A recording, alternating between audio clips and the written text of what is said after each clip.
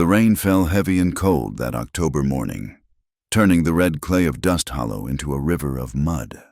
The small cemetery on the hill looked abandoned by God himself, with its crooked wooden crosses leaning like drunken men against the wind.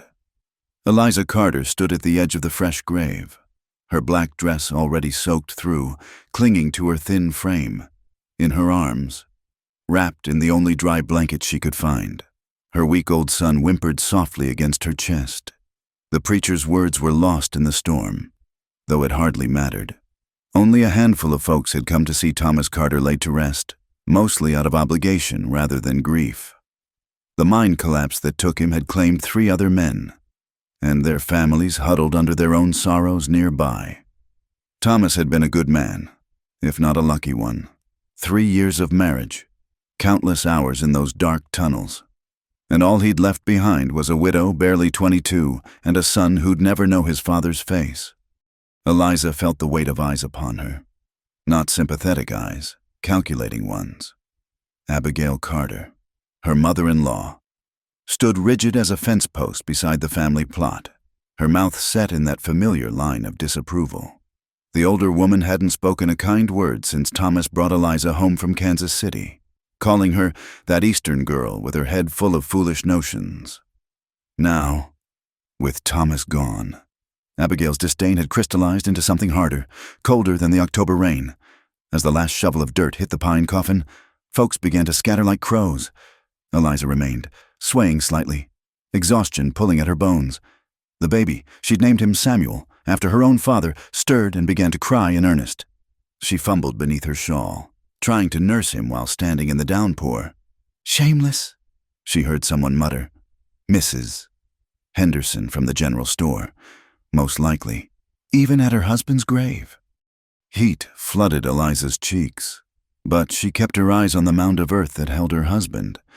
Thomas would have understood. He'd always been practical about such things, gentle with her when the realities of frontier life overwhelmed her city-bred sensibilities. "Eliza," Abigail's voice cut through the rain like a rusty blade. "Come to the house. We need to speak." The Carter homestead squatted on 40 acres of decent land, with the main house built of sturdy logs that Thomas's father had cut himself. Eliza had tried to make it a home these past 3 years, planting herbs by the kitchen door, mending curtains, keeping the floors swept clean despite the endless dust. Now, water dripped from her dress onto those same floors as she stood before Abigail and Thomas's 2 brothers, Matthew and Benjamin, both hard men who'd inherited their mother's flint-edged temperament. "You'll need to find other arrangements," Abigail announced without preamble. She sat in her husband's old rocker, hands folded over her black bombazine dress. "This house stays in the Carter family." Eliza shifted Samuel to her other arm, feeling the room spin slightly. She hadn't eaten since yesterday, hadn't slept properly since the mine boss brought word of the collapse. I don't understand. Thomas was my husband. This is our home." "Was your husband," Matthew corrected, spitting tobacco juice into the brass spittoon by the fireplace. "And this was never your home, girl. You're not blood." "But Samuel," Eliza began, only to be cut off by Abigail's sharp gesture. "That baby changes nothing. Could be anyone's. For all we know, Thomas was underground 12 hours a day. You think we didn't notice how friendly you were with the dry goods delivery man? Or how you smiled at the minister's son?" The accusation hit Eliza like a physical blow. She staggered, clutching Samuel tighter. "How dare you? Thomas never doubted. Thomas was a fool for a pretty face." Benjamin interjected, his scarred hands resting on his gun belt. "Always was, even as a boy. We warned him about taking up with a city girl, but he wouldn't listen." Abigail rose from the rocker with deliberate slowness. "I'll give you 1 hour to gather your things. Whatever you can carry. The rest stays. Compensation for 3 years of feeding and housing you." "You can't do this," Eliza whispered, though even as the words left her mouth, she knew they could, would. The law in Dust Hollow was whoever had the strongest claim and the will to enforce it. A young widow with a newborn had neither. 1 hour, Abigail repeated. "Matthew will escort you to the edge of the property. Don't think of coming back." Eliza climbed the narrow stairs to the room she'd shared with Thomas, her legs trembling with each step. Samuel had fallen into an exhausted sleep against her shoulder, his tiny breath warm on her neck. The room looked exactly as Thomas had left it, his work shirt thrown over the chair, his Bible open on the nightstand to the Psalms he'd been reading. She had no trunk, only an old carpet bag that had traveled with her from Kansas City. Into it went her few dresses, Samuel's handful of baby clothes, the daguerreotype of her parents, and Thomas's watch, a wedding gift from his father that Abigail had somehow forgotten about. Her hands shook as she pulled the quilt from the bed, the one her mother had made for her hope chest. It would have to serve as Samuel's blanket now. At the door, she hesitated. On the dresser sat her mother's silver brush and mirror, wedding gifts that had been her grandmother's before that. Abigail appeared in the doorway, her eyes tracking to the silver pieces. "Those stay," the older woman said flatly. "Payment for the doctor when you birthed that baby." The doctor Thomas paid for with his wages," Eliza countered, surprising herself with the steel in her voice. "Wages earned working Carter land, the silver stays." Eliza looked at the woman who should have been her family, searching for any flicker of compassion, finding none. She lifted her chin. "Keep them, then keep it all. But know this, Samuel is Thomas's son, your grandson. And someday, when you're old and alone with your bitterness, remember that you threw away the only part of Thomas left in this world." Something flickered across Abigail's face. Regret, doubt, but it vanished like smoke. "Your hour's nearly up." Matthew waited by the door with a rifle, as if Eliza might turn bandit and make off with the family chickens. The rain had softened to a drizzle, but the road was a mire. She had no money. Thomas's wages had gone to pay off debts from a failed crop the year before. No family closer than Kansas City, and no means to get there. "Where will you go?" Matthew asked as they reached the property line. For a moment, he almost sounded concerned. "That's no longer your worry," Eliza replied, shifting the carpet bag to her other hand. Samuel began to fuss. Hungry again. Matthew studied her for a long moment, then reached into his pocket. "Thomas, he'd have wanted—" He pulled out $2 silver and thrust them at her. "For the boy." Eliza's pride screamed at her to refuse, but Samuel's weight in her arms silenced it. She took the coins. "Thank you. There's a boarding house in town. Mrs. Finch might have work." He turned his horse without waiting for a response, heading back to the warm, dry house that had been her home. Eliza stood in the road, rain mixing with the tears she'd held back all morning. $2, a carpet bag of clothes, a hungry baby. This was the sum of her life now. Behind her lay 3 years of trying to belong, of believing she could make a life in this hard country. Ahead stretched a road of mud and uncertainty. Samuel's cries grew louder, more insistent. There was no shelter here, no place to properly tend to him. Town was 3 miles through the rain. She could make it if she didn't stop, if she didn't let herself think about the warmth and safety she'd just lost. "Hush now, sweet boy," she murmured, pressing her lips to Samuel's damp head. "We'll find our way. Your papa always said Carters were survivors. Well, you're half Carter, and I'll make sure that's the half that counts." With her son clutched close and her meager possessions banging against her hip with each step, Eliza Carter began walking.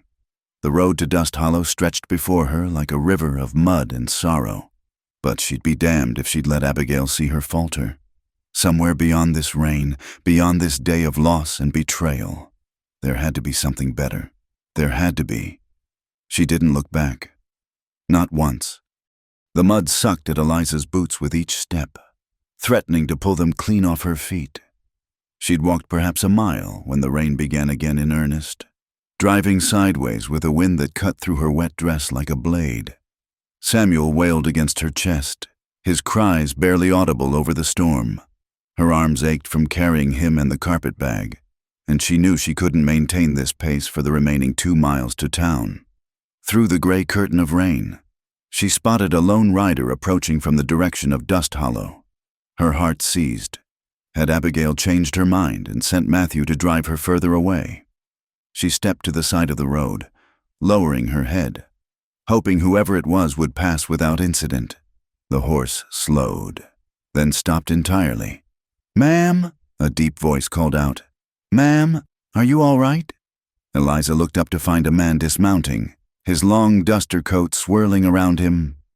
He was tall, broad-shouldered, with weathered features that spoke of years under the frontier sun. Dark hair plastered to his head beneath a worn cavalry hat, and eyes the color of winter sky studied her with concern. "I'm fine," she managed through chattering teeth. "Just heading to town." "In this storm? With a baby?"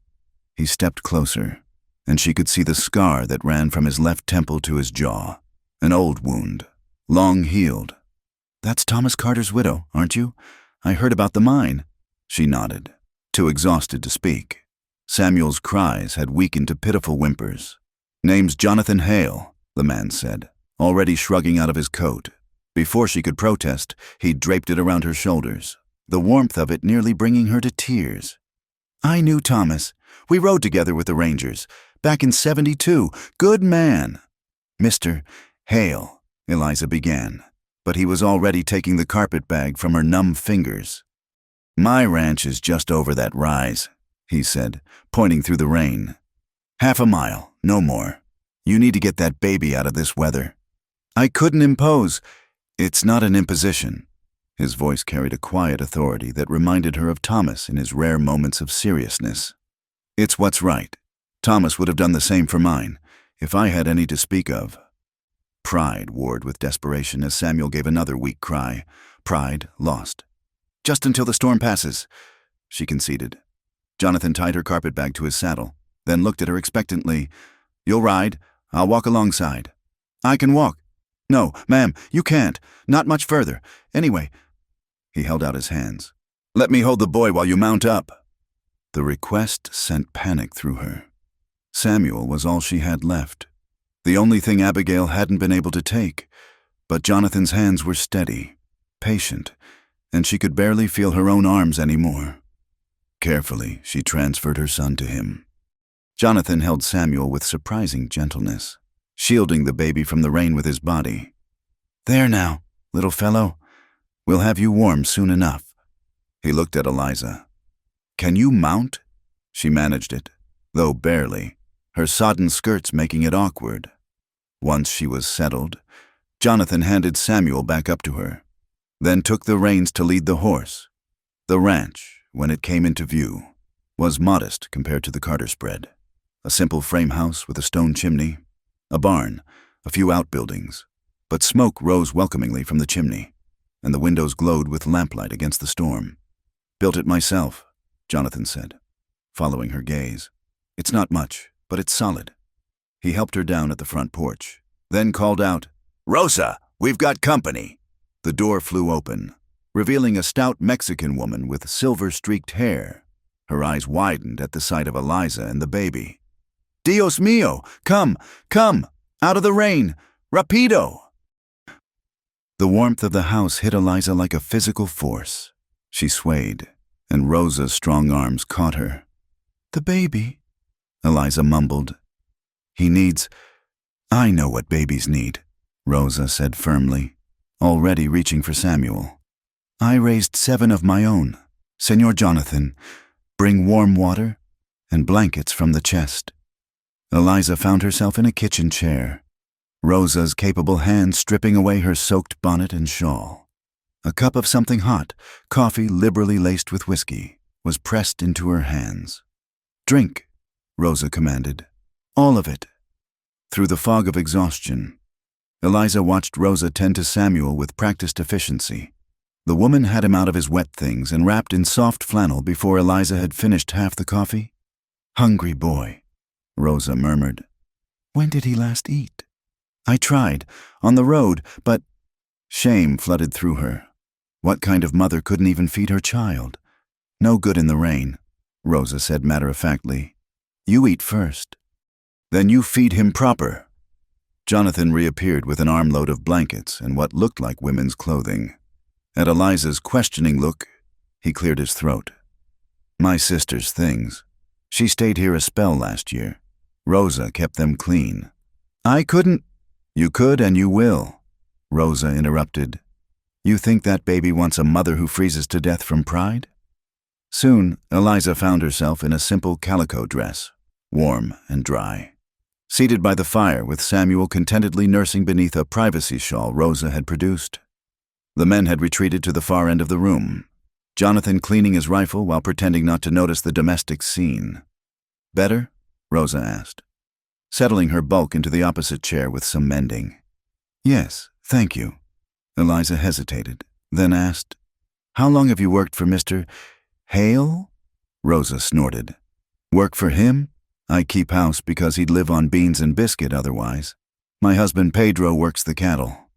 We came up from Mexico together. 15 years past. The Delgados are partners more than hands, Jonathan said without looking up from his rifle. Wouldn't have half of what I do without them. It was an unusual arrangement. Eliza knew. Most ranchers kept strict lines between themselves and their Mexican workers. But then, everything about this day had been unusual.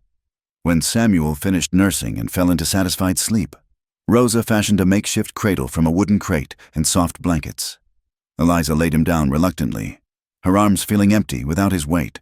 Now, Jonathan said, setting aside his rifle, tell me what happened.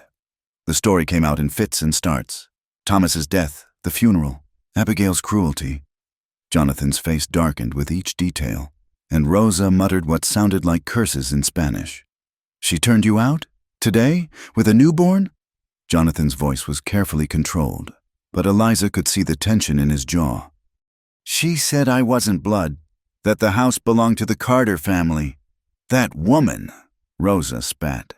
I remember her from town, face like she's been sucking lemons for 20 years. Despite everything, Eliza almost smiled. It was an apt description. Jonathan stood abruptly, pacing to the window. Thomas saved my life once. Comanche had me pinned down near Bitter Creek. He rode straight into their fire, pulled me up behind him. Never asked for anything in return. He turned back to face her. I owe him a debt. You owe me nothing, Eliza said quietly. Thomas would want his wife and son safe. Jonathan interrupted. You'll stay here. Rosa will help with the baby. When you're stronger, we'll figure out what comes next. I can't be a charity case. Mr. Hale, I need to work to pay my way. Can you cook? Rosa asked suddenly. Yes, of course. Can you mend? Keep house? 10 chickens? I've been doing all that for 3 years. Rosa looked at Jonathan triumphantly. You see? Problem solved. I've been telling you we need more help. My bones are getting too old to chase after you cowboys and keep house. Rosa, you're barely 50. Jonathan protested. 52, she corrected. And my knees know every one of those years. The senora can help me. We pay her fair wages. She keeps her pride. Everyone wins. Eliza looked between them, hope warring with caution. I have Samuel to think of. Babies are no trouble, Rosa said dismissively. Better to have little ones around. Keeps a house alive. Jonathan moved to the cradle, looking down at the sleeping infant. He has Thomas's nose, he said softly. Same stubborn chin, too. He glanced at Eliza. The offer stands. You work for your keep, same as any hand. No charity in honest work. Your reputation, having a widow under your roof. I stopped caring what this town thinks a long time ago, Jonathan said flatly. Besides, Rosa and Pedro live here too, proper enough for anyone who matters. Eliza felt tears threaten again, but these were different from the desperate tears of the morning. I don't know what to say. Say yes, Rosa urged. This house needs more than rough men and an old Mexican woman. It needs life. It needs what you and that baby can bring. Outside, the storm began to ease, rain softening to a patter on the roof.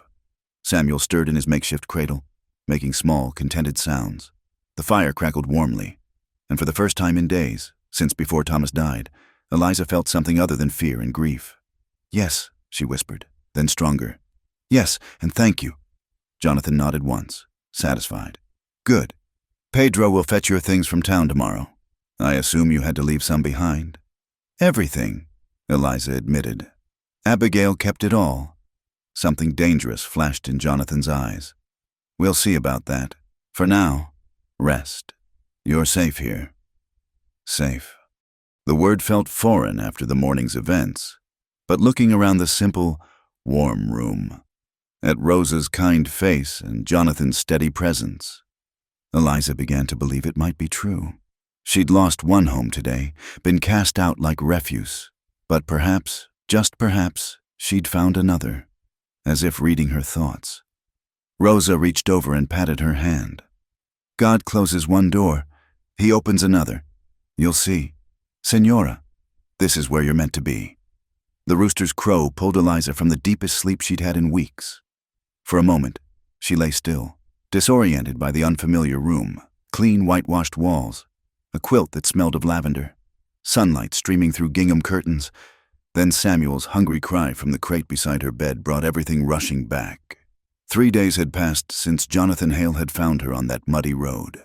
3 days of adjusting to a new life, new rhythms, new faces.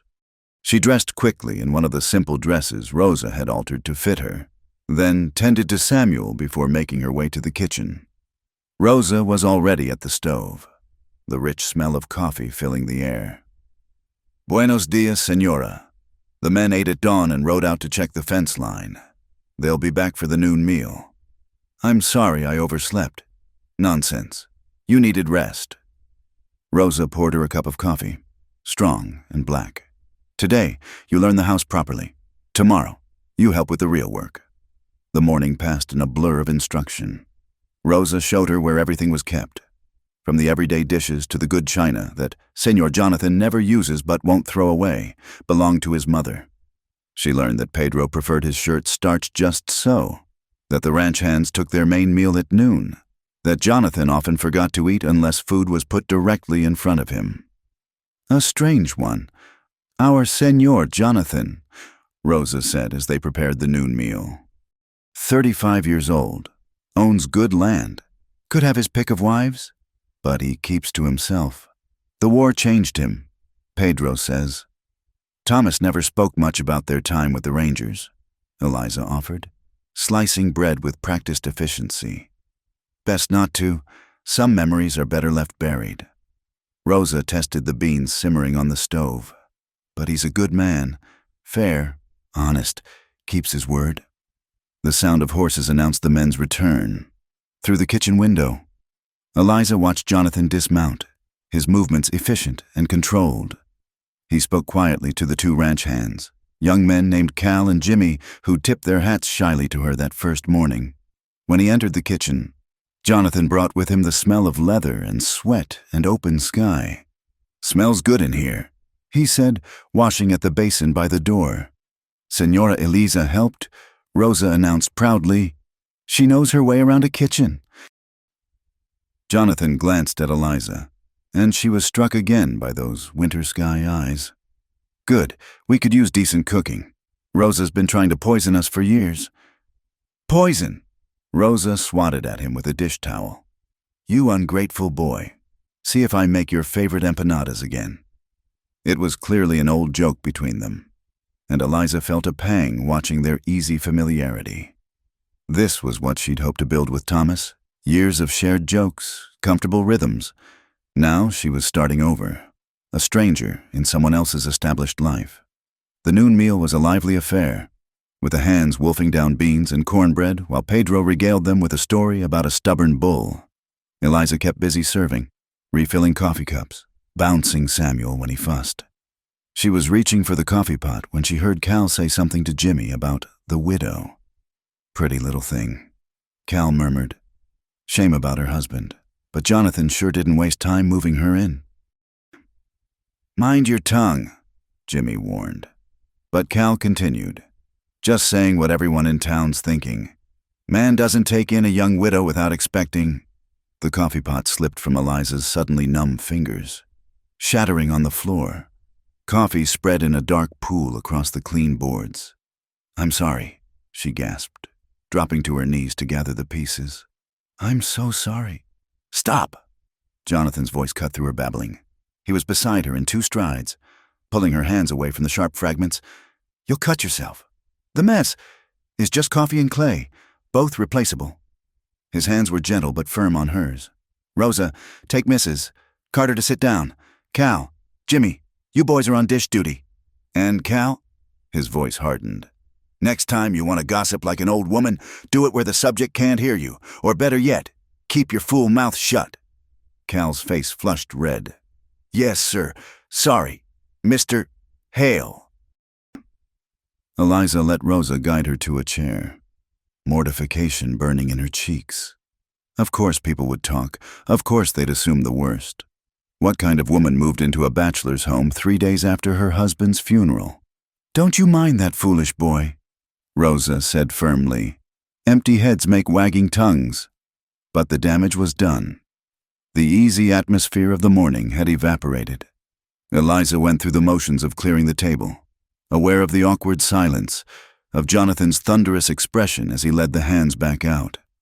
That afternoon, she attacked the household chores with desperate energy. She scrubbed floors that were already clean, beat rugs that didn't need beating, anything to keep her hands busy and her mind from dwelling on Cal's words. Samuel, sensing her distress, was fretful and difficult to settle. She was elbow deep in wash water when she heard a wagon approaching. Through the window, she saw Mrs. Henderson from the general store climbing down, followed by 2 other women she recognized from church, Mrs. Pritchard and Mrs. Lawrence. "Visitors," Rosa announced unnecessarily, already smoothing her apron. "I'll make tea." Eliza wanted to flee, but there was nowhere to go. She dried her hands, checked her appearance in the small mirror by the door, and went to greet them with Samuel on her hip. "Ladies," she said, forcing a smile, "how kind of you to call. We heard you were staying here," Mrs. Henderson said, her eyes taking in every detail of the scene. "We thought we should check on you, after your loss." The words dripped with false sympathy. Eliza recognized this visit for what it was, a scouting expedition for the town gossips. "Please, come in," she said, because there was nothing else to do. They perched in the parlor like a row of crows, accepting Rosa's tea with barely concealed curiosity about the Mexican woman's presence. Samuel, bless him, chose that moment to demonstrate his healthy lungs. "My goodness, he's vocal," Mrs. Pritchard observed. "Poor thing must miss his father." "He's hungry," Eliza said simply. "If you'll excuse me—" "Oh, don't mind us," Mrs. Henderson said with a smile sharp as broken glass. "We're all mothers here, though I must say, most of us had the comfort of our own homes for such things." Eliza felt heat rise in her cheeks but kept her voice level. "Mr. Hale was kind enough to offer me employment when I found myself without resources. I'm grateful for honest work." "Employment," Mrs. Lawrence repeated, making the word sound sordid. "Yes, I'm sure that's what people are calling it. If you have something to say, please say it plainly," Eliza said, her patience fraying. Mrs. Henderson set down her teacup with deliberate precision. "Very well. It's unseemly. Mrs. Carter, your husband barely cold in the ground and you've already installed yourself in another man's home. What are we to tell our daughters? That such behavior is acceptable?" "Tell them that Christians help those in need," Rosa interjected from the doorway, her voice steel-wrapped in velvet. "Tell them that Senor Hale has more honor than to let a widow and baby starve because of prideful tongues." "I wasn't addressing you," Mrs. Henderson snapped. "No, but you're in my kitchen, drinking my tea, insulting my guest." Rosa moved into the room like a small, formidable storm. "Perhaps it's time you left." "Your kitchen?" Mrs. Pritchard's eyebrows climbed. "I rather thought—" "You thought wrong." Jonathan's voice from the doorway made them all jump. He stood there in his work clothes, hat in hand, but there was something dangerous in his stance. "Rosa runs this household. Has for 5 years. Mrs. Carter assists her. It's a proper arrangement, and anyone suggesting otherwise is welcome to discuss it with me directly." The women exchanged glances, suddenly remembering that Jonathan Hale had once been a ranger, had faced down Comanche warriors and Mexican bandits. that the scar on his face hadn't come from a farming accident. "We only meant, Mrs." Henderson began. "I know exactly what you meant." Jonathan stepped aside. A clear invitation to leave. "Good day, ladies. I trust you can find your way out." They fled in a rustle of skirts and wounded dignity. Eliza sank into a chair. Samuel clutched against her chest. "I should go," she said dully. "I'm bringing scandal to your home. The only scandal is those biddies with nothing better to do than torment a grieving widow." Jonathan moved to the window, watching the wagon retreat. "This is exactly why Thomas worried about you. He knew his mother would cast you out, knew the town would feast on your misfortune. He spoke to you about me? Last time I saw him, month before he died. He was trying to save enough to move you somewhere bigger, Austin, maybe San Antonio, somewhere with more opportunities." Jonathan turned from the window. "He loved you, wanted better for you than Dust Hollow could offer." Tears burned Eliza's eyes. "He never said—" "Thomas kept his own counsel, but he was my friend, and I'll honor his memory by seeing you and the boy safe. Let the town talk. They've been talking about me for years anyway." "Why?" The question slipped out before she could stop it. Jonathan was quiet for a long moment. "Because I came back from the war different than I left. Because I work alongside Mexicans as equals. Because I refuse to court their simpering daughters or pretend their petty prejudices matter." He met her eyes. "Your staying here gives them fresh ammunition, nothing more. The question is whether you can endure it." Eliza thought of the alternative, throwing herself on the questionable mercy of strangers, trying to reach Kansas City with no money, no prospects. Samuel deserved better than that uncertainty. "I've endured worse," she said finally. "I can endure gossip." "Good." Jonathan replaced his hat. "Then we understand each other. You work, you contribute, you raise your son. What the town thinks is their business, not ours." He left then, returning to whatever work the ranch demanded. Rosa squeezed Eliza's shoulder. "You did well, Senora. Those women, they're like vultures, but vultures only circle the weak. Show them strength, and they'll find easier prey." That night, after Samuel was settled and the house quiet, Eliza stood at her window looking out at the vast Texas sky. Somewhere beneath that expanse of stars, Thomas lay in his pine box. She wondered what he'd think of her choices, of this strange new life she'd tumbled into. "I'm trying," she whispered to the darkness. "I'm trying to be strong for our son. I hope that's enough." The wind answered with its eternal sigh across the prairie grass, and Eliza chose to take it as absolution. Tomorrow would bring more challenges, more whispers, more doubts. But tonight, she and Samuel were safe, fed, sheltered, in this hard land. Sometimes that was the only victory that mattered. The stranger appeared on a Tuesday morning, riding a black stallion that looked too fine for the dusty roads of Dust Hollow. Eliza was hanging wash when she spotted him at the ranch gate, sitting his horse with the easy arrogance of a man used to being noticed, even from a distance. Something about him made her skin prickle with unease. "Rosa," she called softly, not taking her eyes off the rider. "We have company." Rosa emerged from the house, squinting against the morning sun. Her expression hardened. "Elias Boone," she muttered, making the name sound like a curse. "What does that serpent want here?" The name meant nothing to Eliza, but Rosa's reaction told her enough. She gathered Samuel from his basket in the shade, holding him close as Boone rode up to the house. He was a handsome man in a calculated way, clean-shaven, well-dressed, with pale eyes that seemed to catalog everything they saw. When his gaze fell on Eliza, she felt like a rabbit spotted by a hawk. "Ladies," he said, touching the brim of his expensive hat, "I'm looking for Jonathan Hale. Is he about?" "Senor Hale is working," Rosa replied curtly. "State your business, and I'll tell him you called." Boone's smile didn't reach his eyes. "Now, Rosa, is that any way to greet an old friend? Jonathan and I go way back." His attention shifted to Eliza. "I don't believe we've been introduced. Elias Boone, at your service." "Mrs. Carter." Eliza said, offering nothing more. Ah, the widow. I heard Jonathan had taken you in. Something in the way he said it made her clutch Samuel tighter. Christian charity is admirable, don't you think? Though sometimes it can be misunderstood. What do you want? Boone? Jonathan's voice cut across the yard. He'd appeared around the corner of the barn, rifle casually cradled in his arms. Cal and Pedro flanked him, their own weapons visible. Jonathan. Boone's smile widened, showing too many teeth. Just the man I wanted to see. I have a business proposition that might interest you. Last time you had a proposition, 3 families lost their farms. That was unfortunate. Boone conceded with a shrug. But business is business. Times are changing.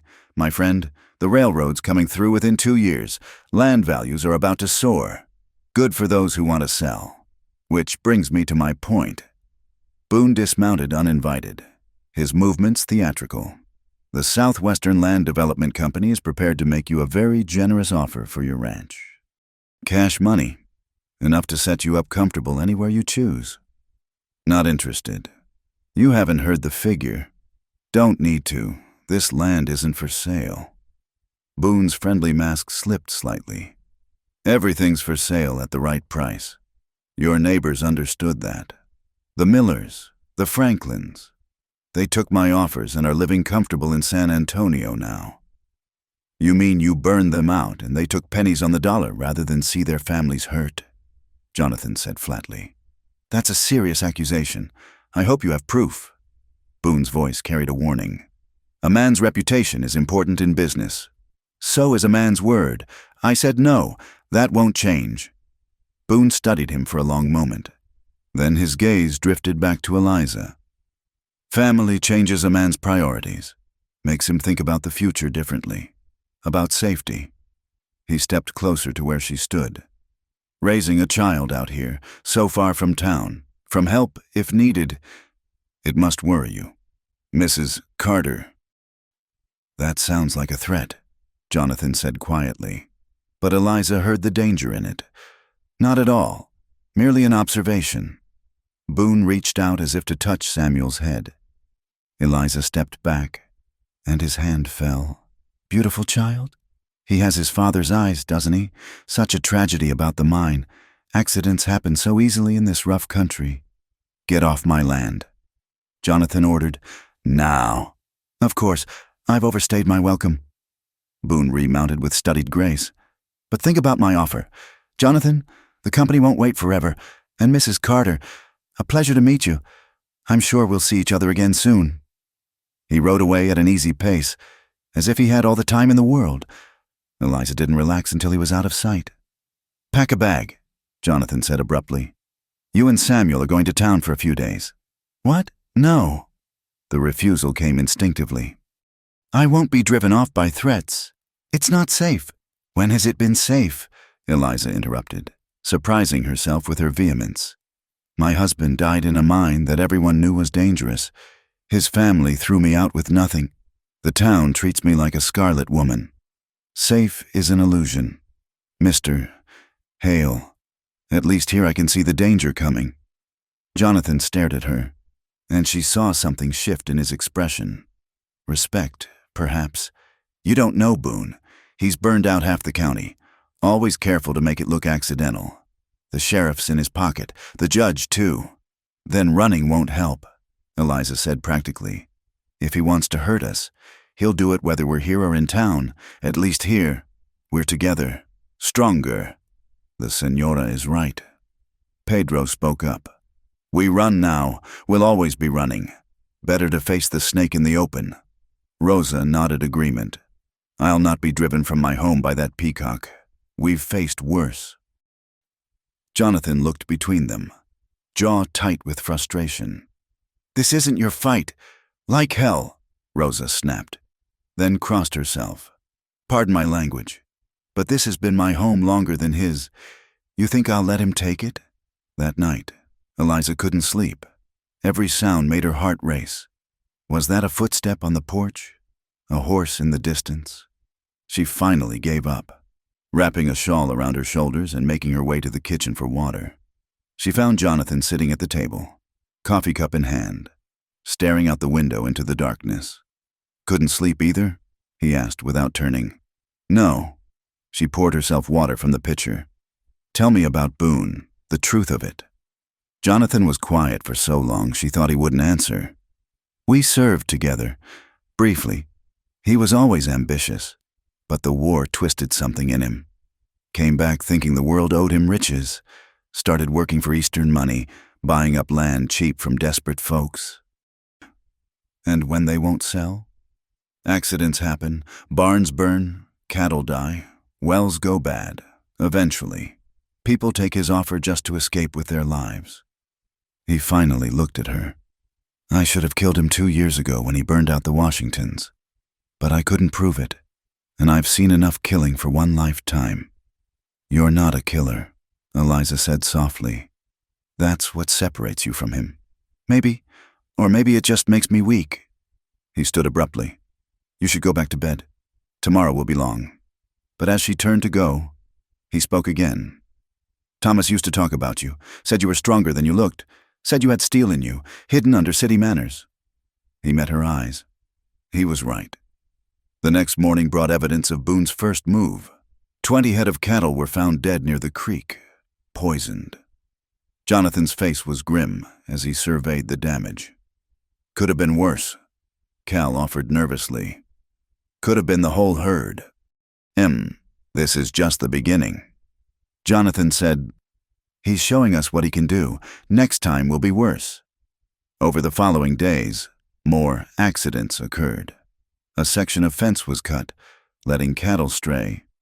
The chicken coop was opened in the night, though Eliza had clearly latched it.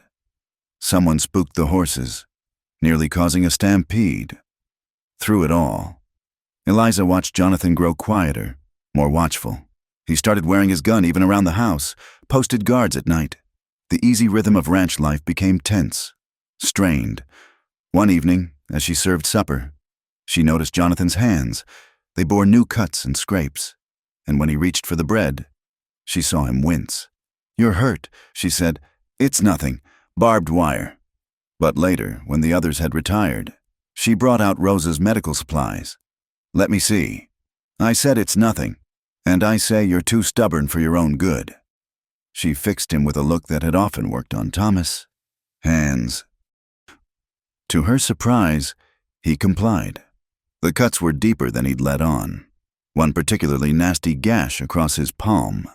She cleaned them carefully, aware of his eyes on her face as she worked. "You have gentle hands," he said quietly. "City breeding," she replied, trying to keep her voice light despite the way her heart had suddenly quickened. "Though I'm learning country ways fast enough. You are—" His fingers curled slightly, brushing her wrist. "Eliza, A shot rang out, shattering the moment. Then another. Jonathan was moving before the echo died, grabbing his rifle and heading for the door. "Stay inside. Bar the door behind me." But Eliza was already reaching for the shotgun Rosa kept in the kitchen. She'd learned to shoot after marrying Thomas. Frontier necessity. She wouldn't cower while others fought for her safety. The night erupted in chaos. Men on horseback, torches throwing wild shadows, the crack of gunfire. Through the window, she saw Jonathan and Pedro taking cover behind the water trough. Cal scrambling for position by the barn. A rider broke from the group, heading for the house. Eliza didn't think, she just acted. Stepping onto the porch and firing, the buckshot caught the man's shoulder, spinning him from his horse. "The house!" someone shouted. "Get the house!" More riders wheeled toward her. She fired again, then ducked inside to reload. Rosa appeared beside her, her own rifle ready. "Like old times," the older woman said grimly. "Apache used to raid when I was young. This is no different." They held the house while the men held the yard. It felt like hours, but was probably only minutes before the attackers retreated, leaving behind one dead horse and blood on the ground. "Everyone whole," Jonathan called out. A chorus of affirmatives came back. Eliza's hands shook as she lowered the shotgun. Through the window, she could see fires burning, the hayrick, a section of fence. But the house stood. The barn stood. They all stood. Jonathan appeared in the doorway, his face tight with controlled fury. "You were supposed to stay inside. You were supposed to handle it," she shot back, adrenaline making her bold. "Seemed like you needed help." For a moment, they stared at each other. Then, unexpectedly, he smiled, a real smile that transformed his scarred face. "Thomas said you had steel in you," he repeated. "I'm beginning to think he undersold it." But even as they assessed the damage, as they fought the fires and counted their losses, Eliza knew this was just the beginning. Boone had shown his hand, but he hadn't played all his cards. The real battle for the ranch, for their lives, was yet to come. The morning after the attack dawned clear and bright, as if nature itself mocked the violence of the night. Eliza stood at the fence line with Jonathan and Pedro, surveying the damage to the eastern pasture. The grass had been torn up in a peculiar pattern, and fresh earth showed where it had been recently disturbed. "That's not from the cattle," Pedro observed, kneeling to examine the ground more closely. "Someone's been digging here." Jonathan's jaw tightened. "Boone's men, looking for the old Spanish gold, most likely. Fools have been treasure hunting this land for decades." Eliza studied the disturbed earth, something nagging at her memory. Back in Kansas City, her father had been an engineer for the railroad. She'd spent hours as a girl watching him work with surveys and gradients, learning to read the land's subtle signs. "No," she said slowly, "this isn't random digging. Look at the pattern. It's too regular. They're testing the ground." Both men turned to her in surprise. "Testing for what?" Jonathan asked. "Stability. Load-bearing capacity." She pointed to a series of holes spaced at precise intervals. "My father did similar surveys when they were planning bridge foundations. But why would—" The realization hit her like cold water. "The railroad. They're not planning to go around your land. They want to go through it." Jonathan's face darkened. "That explains Boone's urgency. If the railroad needs this specific route, your land becomes worth 10 times what he's offering." Pedro finished. "Maybe more." They spent the morning walking the property, Eliza pointing out other signs of surveying she now recognized. Her observations revealed a clear path, straight through the heart of the ranch, through the best grazing land and water access. "You saved us months of wondering," Jonathan said as they headed back to the house. "I knew something was off about Boone's offer, but this—" He looked at her with something approaching wonder. "Where did a city girl learn to read land like that?" "My father believed in education, even for daughters," Eliza replied, pleased by his praise despite herself. "He said knowledge was the only thing no one could take from you." Smart man. Jonathan's hand brushed hers as they walked, and neither pulled away. "Eliza, Samuel's cry from the house interrupted whatever he'd been about to say. Eliza hurried inside to find Rosa walking the baby, his face red with frustration. "He's been fussy all morning," Rosa said, gratefully handing him over. "Might be cutting a tooth." As Eliza soothed her son, she caught Jonathan watching from the doorway, an unreadable expression on his face. When their eyes met, he turned away, muttering something about checking the horses. That afternoon brought an unexpected visitor, Judge Harrison from town, accompanied by the sheriff and a nervous-looking clerk. Eliza recognized trouble immediately in their formal bearing. "Jonathan," the judge said, not bothering to dismount, "I have here a legal notice. Seems there's a question about your land title."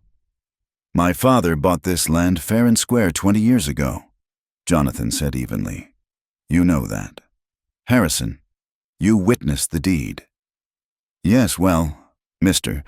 Boone has uncovered some irregularities in the original Spanish grant. He's filed a claim stating the land was never legally transferred to American ownership." The judge wouldn't meet Jonathan's eyes. "You'll need to appear before the court to defend your title." "When?" "Next Monday. And Jonathan—" The judge shifted uncomfortably. "Boone's hired that lawyer from Austin, Pemberton. You might want to get representation of your own." After they left, the kitchen was silent except for Samuel's babbling. Finally, Rosa slammed a pot on the stove.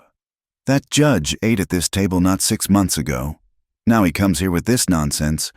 Boone owns him, Pedro said simply. Owns half the town by now. Jonathan stared out the window, tension in every line of his body. Pemberton's never lost a land case, and the only decent lawyer within 50 miles is mysteriously out of town. Then we fight without one, Eliza said. Everyone turned to look at her. What? You have the original deed, the tax records, witnesses. Truth ought to count for something. Not in Boone's courtroom, Jonathan said bitterly. But Eliza was already thinking, her mind racing through memories of her father's legal battles with railroad companies. Rosa, do you still have those old newspapers in the storeroom? The ones you use for packing? See, but I need them. All of them. She turned to Jonathan. And I need to see every piece of paper related to this land. Deeds, surveys, tax records, everything. What are you planning? To fight fire with fire. Boone's using the law against you. Then we use it right back. She met his skeptical gaze. My father spent 3 years fighting the railroad in court. I watched, I listened, I learned. Maybe I can help. They worked through the night, the kitchen table covered in documents. Eliza read through everything with meticulous care, making notes, cross-referencing dates. The men dozed in their chairs, but she pressed on, driven by a determination she hadn't felt since Thomas died. As dawn broke, she found what she'd been looking for, a small notice in a newspaper from 15 years ago. Here, she said, startling Jonathan awake. Look at this. Boone's claim is based on the Delgado Grant. Correct? That's what Harrison said. But look, the Delgado Grant was officially dissolved by the Mexican government in 1844, before the war. They sold it to settle debts. The buyer. She pointed to the notice. Miguel Hale, your father. He bought it legally under Mexican law, then confirmed the purchase under American law after the war. Jonathan stared at the paper. How did you... Boone's counting on no one checking the Mexican records, but this newspaper printed the official notice when it happened. She pulled out another document. And here, your father registered the Mexican deed with the county when Texas joined the Union. It's all legal, all documented.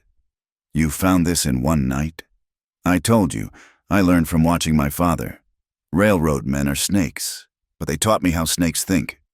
Jonathan reached across the table, covering her hand with his. Eliza Carter, you are a marvel. The warmth in his voice, the touch of his hand, made her breath catch. For a moment, the rest of the world faded away. Then Samuel's morning cry broke the spell, and she pulled away, flustered. The baby needs... Of course. But Jonathan's eyes followed her as she left the room. The next few days were a whirl of preparation. Word of the court challenge had spread, and support came from unexpected quarters. Jim Miller, whose farm Boone had taken the year before, rode in with documents showing Boone's pattern of fraudulent claims. Other ranchers shared similar stories. He's gotten too greedy, Jim said. Folks are tired of being pushed around. The night before the hearing, Eliza found herself unable to sleep again. She was checking her notes for the 100th time when Jonathan appeared in the kitchen. You should rest, he said. Tomorrow will be a long day. I keep thinking I've missed something. She rubbed her tired eyes. What if it's not enough? It will be.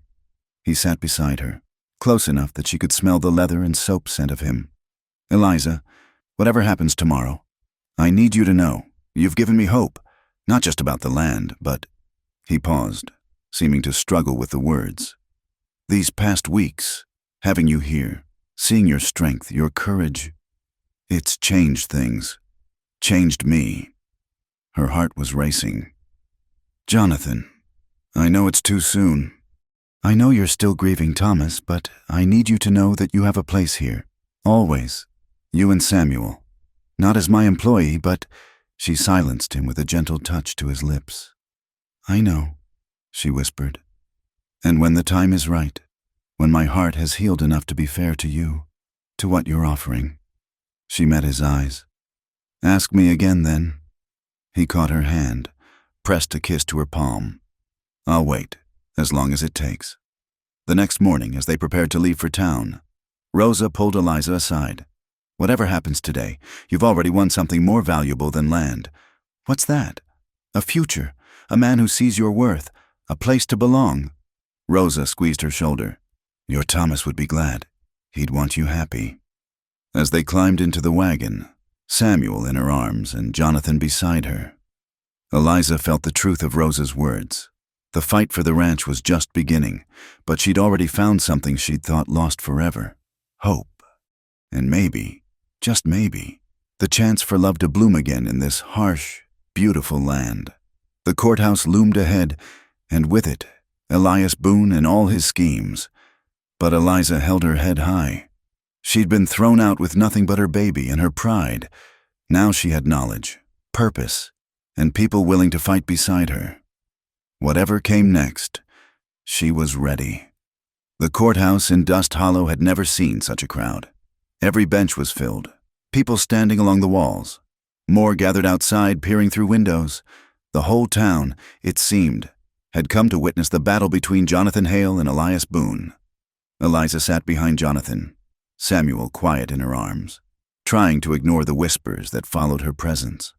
She'd worn her best dress, black still, for mourning, but clean and pressed. Rosa sat beside her, glaring at anyone who stared too long. At the plaintiff's table, Elias Boone lounged with practiced ease, his Austin lawyer Pemberton shuffling papers with theatrical importance. Boone caught Eliza's eye and smiled, tipping an imaginary hat. The gesture made her skin crawl. Judge Harrison gavelled the proceedings to order, looking like he'd rather be anywhere else. "We're here to examine the claim brought by Mr. Elias Boone regarding the ownership of the property known as the Hale Ranch. Mr. Pemberton, you may begin." Pemberton rose, smooth as oil. "Your Honor, we intend to prove that the land in question was never legally transferred from the original Spanish grant, making all subsequent sales invalid. The Delgado grant was dissolved in 1844, Jonathan interrupted, standing before Texas even joined the Union. "Mr. Hale, you'll have your turn." Judge Harrison said weakly, "Please be seated." But Jonathan remained standing. "With respect, Your Honor, I see no reason to waste the court's time. I have here documentation proving my father purchased the land legally under Mexican law, with the sale recorded and confirmed under American law in 1845. He placed the newspaper clipping and documents Eliza had found on the judge's bench. Harrison's face paled as he read them. Pemberton sputtered. "These could be forgeries." "Published in the newspaper?" Jonathan asked. "Filed with the county clerk 15 years ago. Mr. Pemberton, are you suggesting the entire town record is fraudulent?" A murmur ran through the crowd. Boone's easy smile had vanished, replaced by something harder. "Furthermore," Jonathan continued, "I have here sworn statements from multiple landowners showing Mr. Boone's pattern of fraudulent claims, intimidation, and outright theft." "Objection!" Pemberton shouted. "That's not relevant to—" "It establishes character," a clear voice said from the back of the room. Everyone turned to see Eliza standing. Samuel balanced on her hip. "Or does the truth have no place in this courtroom?" "Mrs. Carter," Judge Harrison began. "You have no standing." "I have every standing," Eliza interrupted, moving forward. The crowd parted before her. "Mr. Boone made threats against my child. He poisoned cattle on the ranch where I work. He led armed men in a night attack. If we're examining claims here, let's examine all of them." "This is highly irregular," Pemberton protested. "So is burning out families to steal their land." Someone called from the crowd. Jim Miller stood up. "She's right. We've all kept quiet too long." Suddenly, the courtroom erupted. Ranchers and farmers stood one by one, voicing complaints against Boone, stories of burned barns, poisoned wells, threatened children. Judge Harrison gavelled frantically for order, but the dam had broken. "Enough!" Boone roared, standing. His carefully cultivated charm had evaporated entirely. You think you've won something here? You think these peasants and their sob stories matter? They matter to me, a new voice said. Sheriff Watson, who'd arrived with Harrison, stepped forward. Mr. Boone, I'm placing you under arrest for conspiracy, destruction of property, and attempted murder. You can't be serious. I own you. Watson, I own this whole town. Not anymore, Watson said quietly. I've looked the other way too long. Let you run roughshod over good people, but threatening women and babies? That's where I draw the line. Boone's hand moved toward his coat. Several men, including Jonathan, tensed, but Watson already had his gun drawn. Don't be stupid. Elias, it's over. This isn't over, Boone snarled as Watson cuffed him. I have friends. Influence. You think you've won? I'll be back. And you. He looked directly at Eliza. You'll regret this. You and your bastard. Jonathan moved so fast Eliza barely saw it. His fist connected with Boone's jaw, sending the man sprawling. Watch your tongue, he said quietly, dangerously. Or next time I won't pull the punch. Watson hauled Boone to his feet. That's another charge, threatening a witness. Come on, Elias, time to see how you like the view from inside a cell. As Boone was led away, still shouting threats, Judge Harrison cleared his throat. In light of the evidence presented, I find in favor of Mr. Hale. The land claim is dismissed with prejudice. He gavelled once and fled the courtroom. The crowd erupted in celebration. People surged forward to shake Jonathan's hand, to thank him for standing up to Boone, but Eliza found herself overwhelmed, stepping back from the press of bodies. Samuel, startled by the noise, began to cry. She slipped out the side door into the cooler air of the alley, soothing her son. Her hands were shaking. It was over. They'd won, but Boone's threats echoed in her mind. Eliza? Jonathan found her there, concern written on his face. Are you all right? Yes, I just needed air. She managed to smile. We did it. You did it, he corrected. Those documents, your courage to speak up, you saved my ranch. Our ranch, she said without thinking, then flushed. I like the sound of that, he said softly. Then, louder. Eliza, half the town is in there. They all saw what you did, how you stood up to Boone. I think minds are changing about you. As if to prove his point, Mrs. Henderson appeared in the alley entrance. The woman who'd led the gossip campaign against Eliza now looked shamefaced. Mrs. Carter, she began stiffly. I owe you an apology. I was unkind, unchristian. You showed more courage in there than most men would have. She glanced at Samuel. That's a fine boy. He's lucky to have such a strong mother. Before Eliza could respond, Mrs. Henderson hurried away. Other townspeople followed. Brief words of thanks, approval, even invitations to tea. The transformation was dizzying. See? Jonathan said when they finally had a moment alone. You're not the Scarlet Woman anymore. You're the woman who helped bring down Elias Boone. I don't care what they think, Eliza realized with surprise. Their approval, their gossip, none of it matters. What matters is keeping Samuel safe, keeping the ranch safe. Our ranch, Jonathan repeated firmly. You've more than earned your place there. Eliza, you and Samuel both. They returned to find the courtroom mostly empty, save for their people. Rosa engulfed Eliza in a fierce hug. You were magnificent, like an avenging angel. More like a terrified mother, Eliza admitted. Same thing, Rosa said wisely. Pedro and the Hands were already planning a celebration back at the ranch. As they prepared to leave, Jim Miller approached. Ma'am, he said to Eliza, hat in hand. What you did in there, speaking up for all of us, we won't forget. If you ever need anything at all, you just ask. Others echoed the sentiment. By the time they climbed into the wagon, Eliza felt the weight of a community's gratitude and respect, so different from the cold shoulders and whispers of recent weeks. The ride home was quiet, Samuel sleeping in her arms, Jonathan's solid presence beside her. As they crested the hill and the ranch came into view, Eliza felt tears prick her eyes. Home, It really was home now. "Thank you," Jonathan said suddenly, "for fighting for this place, for believing it was worth fighting for. Thomas used to talk about the land," Eliza said, "how it got into a man's blood, became part of him. I didn't understand then, but I do now. This place, it's Samuel's future. It's—" She stopped, unsure how to continue. "It's ours." Jonathan finished, "If you'll have it, if you'll have us." She looked at him then, this scarred, steady man who'd taken her in when she had nothing, who'd trusted her strength when others saw only weakness. "Ask me again," she said softly. "When my mourning is done, ask me again." "I will," he promised. "Every day, if need be." That evening, the ranch was alive with celebration. The hands had roasted a calf. Rosa had made her special empanadas, and someone had brought out a fiddle.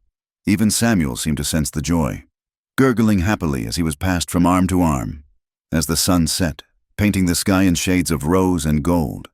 Eliza stood on the porch watching it all. 6 weeks ago, she'd been cast out with nothing. Now she had a home, a community, a future stretching bright before her. "No regrets?" Jonathan asked, joining her. "None," she said firmly. "This is where we belong." He took her hand, and together they watched the stars emerge over their land. Boone was gone. The ranch was safe, and tomorrow held promise instead of fear.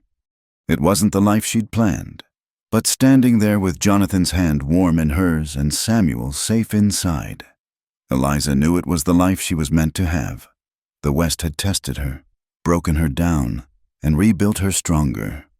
She was no longer just the widow thrown out with her baby. She was Eliza Carter, defender of ranches, fighter of corruption, and maybe, when her heart was ready, something more to the man beside her.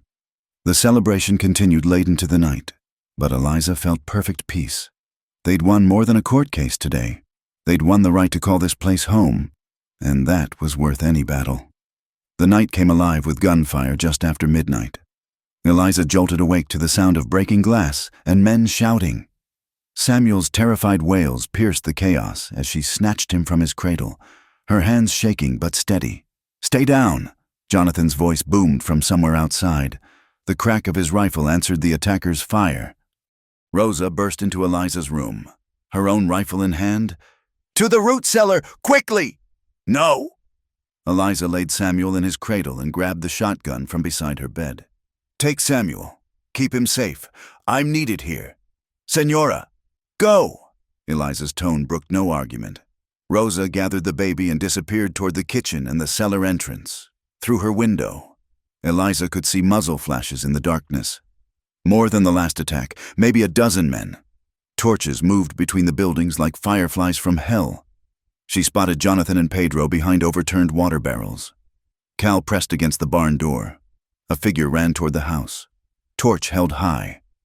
Eliza didn't hesitate. The shotgun bucked against her shoulder, and the man screamed, dropping his flame into the dirt. Another took his place, and she fired again. "The house!" someone yelled. "Boone wants the woman and the brat." So Boone had made bail, or broken jail, either way. This was his final play. Eliza reloaded with practiced efficiency. Thomas's patient teaching coming back to her. From the kitchen, she heard crashes, breaking furniture. They were inside. She crept to the landing, peering down into the darkness. Two shapes moved through her kitchen, her clean, orderly kitchen where she'd found peace these past weeks. Anger flared hot in her chest. "Check upstairs." One growled.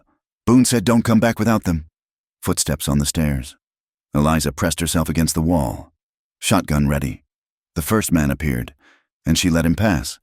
When the second followed, she stepped out behind them. "Looking for someone!" They spun, but the shotgun's roar filled the narrow hallway.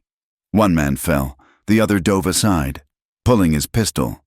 Eliza dropped the empty shotgun and grabbed the fallen man's weapon, firing just as the second attacker raised his gun.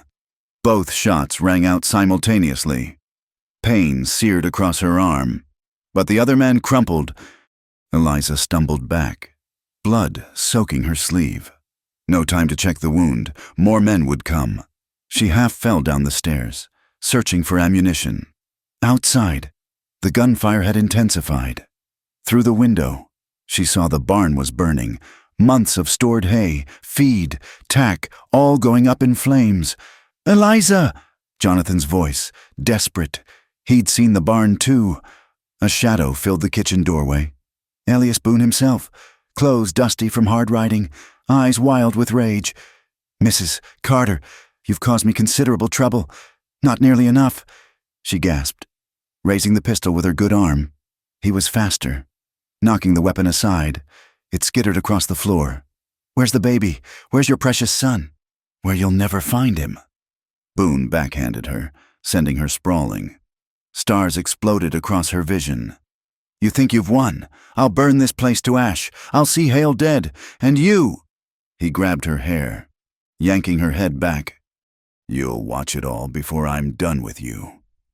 Through the ringing in her ears, Eliza heard it. Samuel's cry from below. The cellar.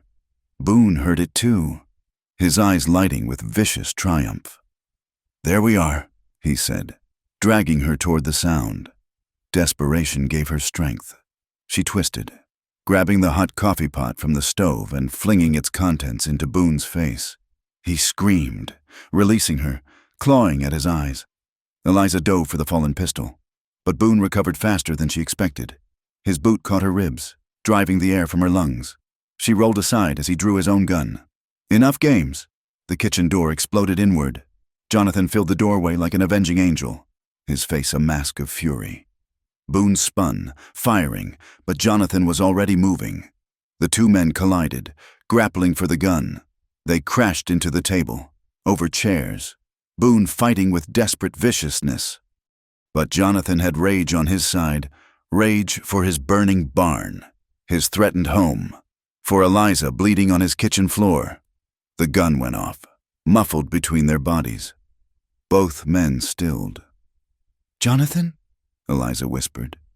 Slowly, Boone toppled backward, a spreading stain on his chest. His eyes found Eliza's, still full of hate, before the light faded from them entirely. Jonathan stood swaying, his own shirt bloody.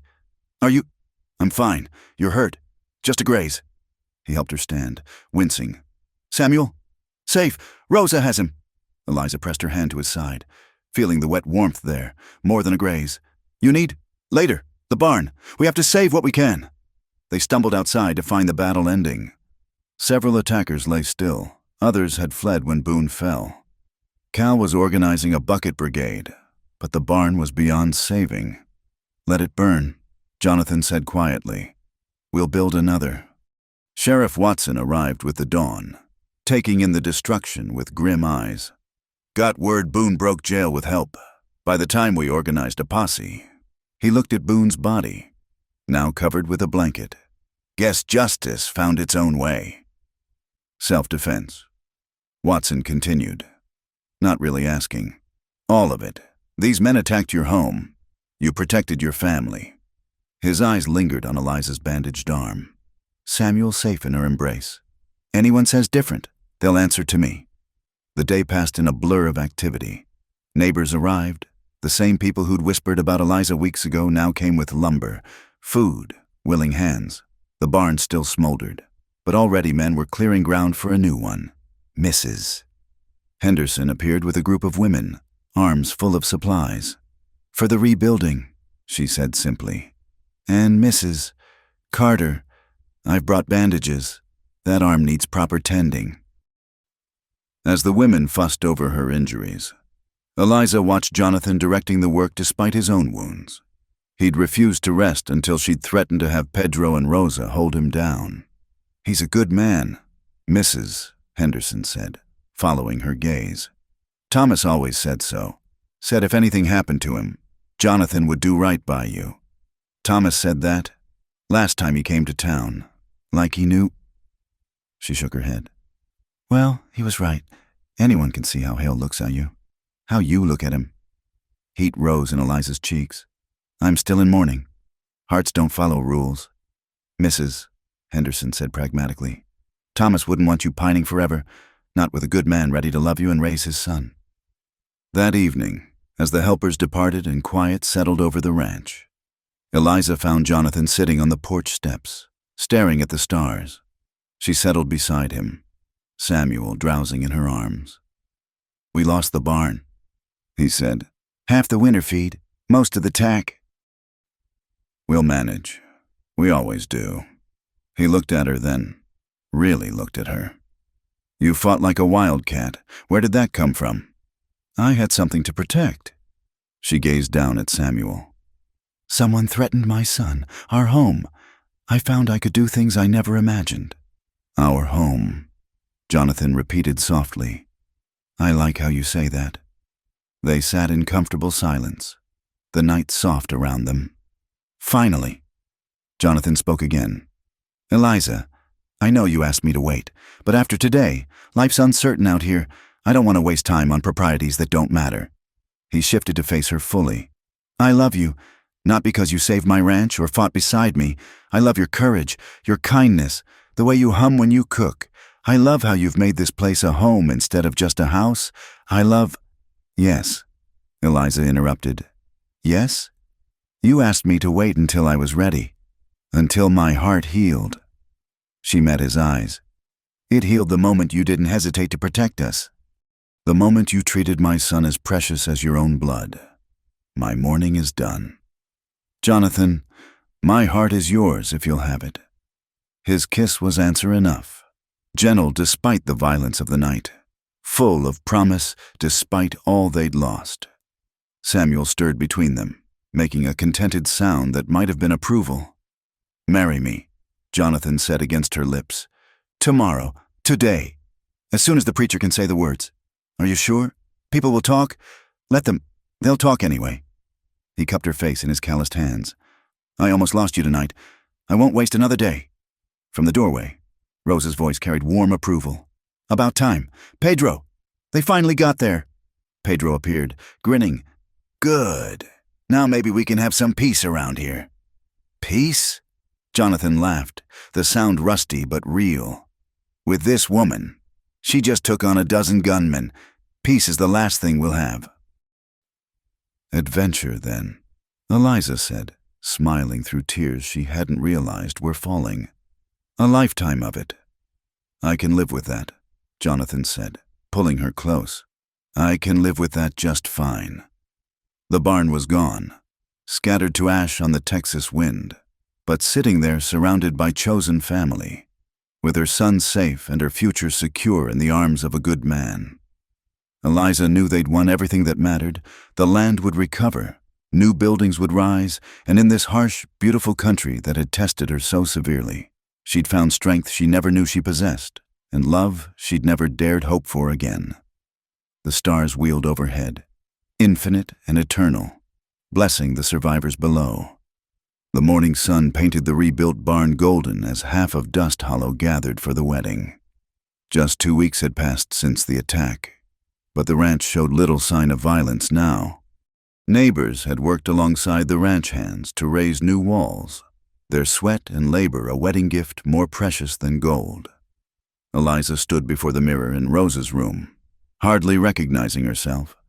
The black morning dress was gone, replaced by her mother's wedding gown, retrieved from Abigail Carter by Sheriff Watson himself, who'd made it clear that keeping a widow's belongings was theft in his book. The ivory silk had yellowed slightly with age, but Rosa had worked miracles with careful washing and pressing. "Beautiful," Rosa pronounced, pinning orange blossoms from her own garden in Eliza's hair. "Like a proper bride should be." "I've been married before," Eliza reminded her. "I'm a widow with a child, hardly a blushing maiden. Bah, love makes maidens of us all." Rosa's eyes misted. "You've brought life back to this place, Senora, and to him." Through the window, Eliza could see guests arriving. The transformation was remarkable. The same townspeople who'd shunned her now came bearing gifts and good wishes. Even Mrs. Henderson had contributed her famous apple cake. A knock at the door made her heart skip. "That better not be Jonathan," Rosa warned. "Bad luck to see the bride." "It's me," came Abigail Carter's voice. Eliza froze. She hadn't seen Thomas's mother since that awful day in the rain. Rosa's hand went to the door bolt, ready to bar entry. "Please," Abigail said. I'd like to speak to her. Alone." Eliza nodded slowly. Rosa squeezed her shoulder and left, muttering under her breath about that dried-up old crow. Abigail entered slowly, looking older than Eliza remembered. Her severe black dress hung looser, her face carved with new lines. In her hands, she carried a small wooden box. "You look—" Abigail paused, seeming to struggle.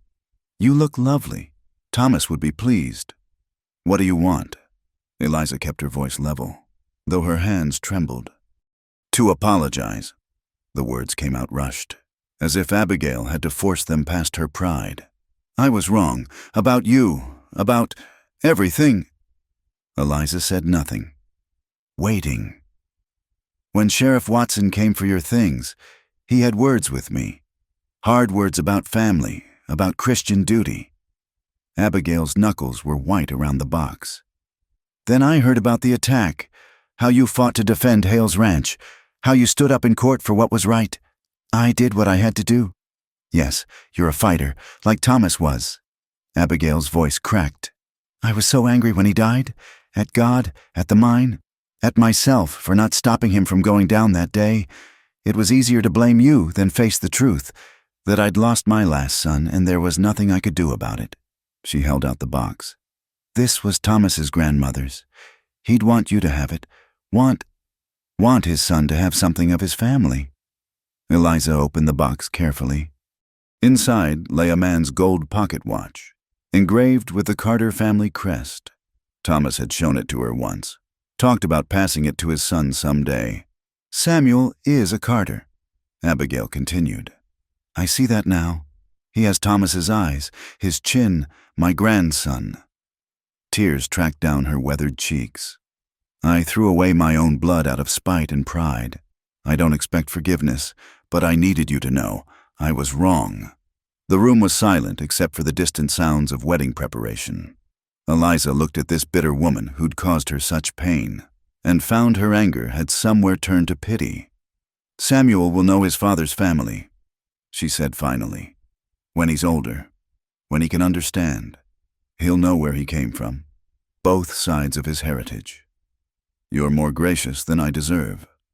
Abigail turned to go, then paused. "Jonathan Hale is a good man. Thomas spoke well of him.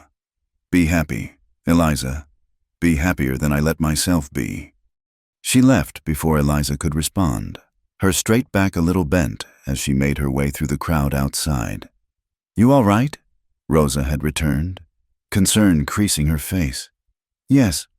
Eliza touched the watch, thinking of Thomas, of forgiveness, of futures built on the ashes of the past. "I'm ready." The ceremony was held beneath the big oak tree behind the house, its branches decorated with ribbons and wildflowers. The whole community had gathered, ranchers, farmers, townspeople, even some of Jonathan's old ranger companions who'd ridden in for the occasion. Pedro walked her down the makeshift aisle, his weathered face beaming with pride.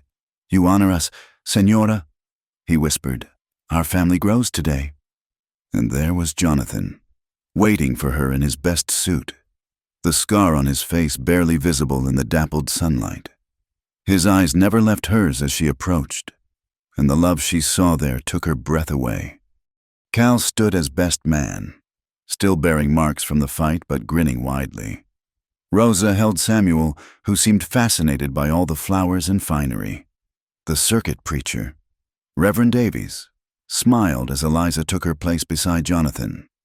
"Dearly beloved," he began, "we gather today in the sight of God and this company to join this man and this woman in holy matrimony.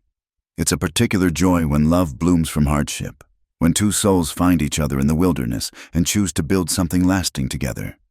Jonathan took her hands, his touch steady and sure. "Eliza," he said when prompted, his voice carrying clearly, "I take you as my wife, to have and to hold from this day forward. I promise to protect you, provide for you, and cherish you all my days. I promise to raise Samuel as my own son, to be the father Thomas would want him to have. I promise to face whatever comes, drought or plenty, peace or trouble, standing beside you always." Eliza's voice was steadier than she expected. "Jonathan, I take you as my husband, to have and to hold from this day forward. I promise to stand beside you, to make your home my home, your land my land, your fights my fights. I promise to bring joy to your days and comfort to your nights. I promise to love you with all the strength this hard country has taught me to find." "The rings?" Reverend Davies asked. Cal produced them, simple gold bands Jonathan had commissioned from the town blacksmith. As Jonathan slipped the ring onto her finger, Eliza remembered another wedding, another ring, but that was the past. This was her future. "By the power vested in me by the state of Texas and Almighty God, I now pronounce you husband and wife. Jonathan, you may kiss your bride." The kiss was tender, full of promise, and the crowd erupted in cheers. Samuel, startled by the noise, began to cry, and without hesitation, Jonathan reached for him. "Come here, son," he said naturally, lifting Samuel into his arms. The baby quieted immediately, staring up at this man who would be his father. "Now that's a picture," someone called out.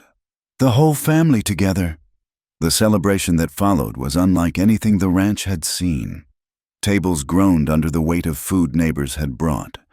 Pedro's cousin had come up from Mexico with a guitar, and soon music filled the air. Even the most proper townswomen were dancing as the sun began to sink.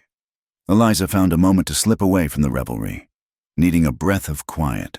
She walked to the small rise behind the house where she could see the whole spread, the new barn, the house with its welcoming lights, the people who'd become family. No regrets. Jonathan found her there, as she'd known he would. "None." She leaned into his solid warmth. "A year ago, I was a city girl afraid of my own shadow. Now look at me, a rancher's wife who can shoot straight and stand up to outlaws." "You were never afraid of your own shadow," he corrected. "You just hadn't found your strength yet." He turned her to face him. "Thank you, Eliza, for choosing this life, for choosing me. We chose each other," she said simply. From the party, Rosa's voice called, "The bride and groom! Where are the bride and groom? Time to cut the cake!" They walked back together, Jonathan's arm around her waist. The crowd parted for them, faces beaming with the simple joy of witnessing happiness. As Eliza stood beside her husband, their son in Rosa's arms nearby, surrounded by a community that had tested and then accepted her, she thought about the journey that had brought her here, the pain of loss, the fear of being cast out, the struggle to survive. All of it had led to this moment. Sheriff Watson raised his glass. "To the Hales," he called. "May their roots run deep and their love grow stronger with each passing season." "To the Hales," the crowd echoed. Jonathan pulled her close for another kiss as their guests cheered. When they parted, he whispered, "Welcome home, Mrs. Hale." Home. The word settled into her heart like a seed in good soil. This was home now, not just the land or the house, but the man beside her, the child they'd raised together, the family they'd chosen and who'd chosen them. As the stars came out over the Texas prairie, the party continued. There would be challenges ahead. There always were in this unforgiving country. But tonight, there was music and laughter, love and new beginnings. Eliza had been thrown out with nothing but her baby and her pride. Now she stood surrounded by abundance, not just of material things, but of the things that truly mattered. Love, family, purpose, a place to belong. The girl from Kansas City was gone. In her place stood Eliza Hale, mother, wife, partner, and survivor. The West had tested her and found her worthy. And as she danced in her husband's arms under the vast Texas sky, she knew the best chapters of her story were yet to be written. "I love you, Mrs. Hale," Jonathan murmured against her hair. "And I love you, Mr. Hale," she replied, meaning it with every fiber of her being. The music played on, and life, beautiful, difficult, precious life, continued its eternal dance on the prairie. They were home, They were family. They were whole.